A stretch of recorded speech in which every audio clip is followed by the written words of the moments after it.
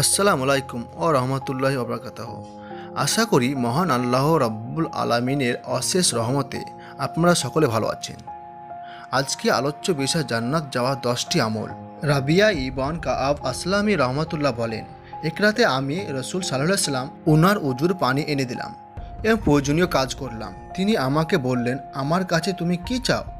আমি বললাম, ইয়া রসুলাল্লাহ, আপনার সাথে জান্নাতে থাকতে চাই। আল্লাহ রসুল আবার জিজ্ঞেস করলেন, অন্য কিছু? না।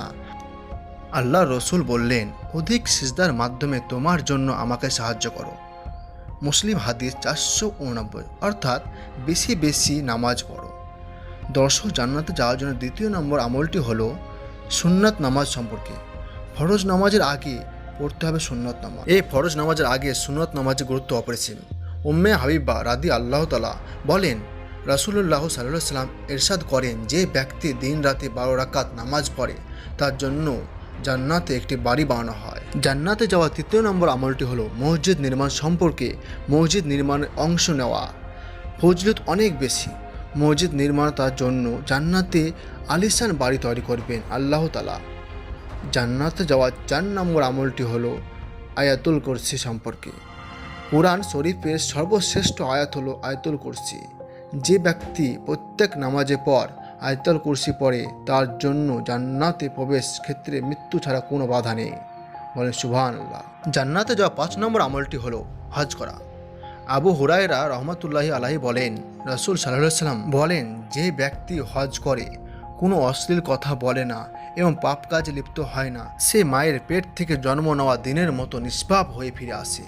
বলেন সুবহানাল্লাহ সুবহানাল্লাহ। বুখারী হাদিস 1521। জান্নাতে যাওয়া 6 নম্বর আমলটি হলো তাহাজ্জুদ নামাজ সম্পর্কে। পৃথিবী যখন গভীর ঘুমে আচ্ছন্ন, তখন আরামের বিছানা ছেড়ে আল্লাহর দরবারে দাঁড়িয়ে নামাজ পড়া নামই হলো তাহাজ্জুদ। রাতে যখন সবাই ঘুমিয়ে বিভোর, তখনই নামাজ পড়ো, শান্তির সঙ্গে জান্নাতে যাবে। ইবনে মাজাহ হাদিস 1097। 7 নম্বর আমলটি হলো কয়েকটি মূল্যবান শিষ্টাচার। কিছু শিষ্টাচারের ফজিলত অনেক বেশি, যেমন উবাদা ইবনে সামিত রহমতুল্লাহি আলাইহি বলেন, রাসূল সাল্লাল্লাহু সাল্লাম ইরশাদ করেন, তোমাদের পক্ষ থেকে 6টি বিষয় নিশ্চয়তা দাও, আমি তোমাদের জান্নাতে নিশ্চয়তা দিব। 1, সত্য কথা বলো। 2, ওয়াদা পূর্ণ করো। 3, আমানত ফিরিয়ে দাও। 4, লজ্জাস্থান হেফাজত করো। 5, দৃষ্টি সংযত করো। 6, হাতকে বিরত রাখো। আহমদ হাদিস 22809। জান্নাতে যাওয়ার 8 নম্বর আমলটি হলো এতিমে তত্ত্বাবধান। রাসূল সাল্লাল্লাহু আলাইহি সাল্লাম নিজের তর্জনী ও মাধ্যমা একত্র করে বলেন, আমিও এতিমে তত্ত্বাবধায়ক জান্নাতে এভাবে থাকব। জান্নাতে যাওয়ার 9 নম্বর আমলটি হলো রোগীকে দেখাশোনা করা। যে ব্যক্তি রোগীদের দেখাশোনা করে তাদের আল্লাহ ভালোবাসেন। আর সর্বশেষ 10 নম্বর আমলটি হলো সহজ সরলতা। সহজ সরল ব্যক্তিকে আল্লাহ কাছে খুবই প্রিয়। তিনি তাদেরকে প্রতিদান হিসাবে জান্নাতে দেবে। যে ক্রেতা হিসাবে হোক, বিক্রেতা হিসাবে হোক না কেন, বা বিচারক হিসাবে হোক, বা বিচার প্রার্থী হিসাবে হোক না কেন। নাসাই হাদিস 4696। প্রিয় দর্শক, আজকে জান্নাতে যাওয়ার খুবই গুরুত্বপূর্ণ 10টি আমল সম্পর্কে বললাম।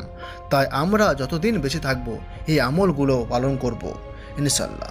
আজকের মতো এখানে আবার দেখা হবে অন্য এক ভিডিও নিয়ে। বলার মধ্যে যদি কোনো ভুল ত্রুটি হয়ে থাকে আপনারা ক্ষমা করে দেবেন।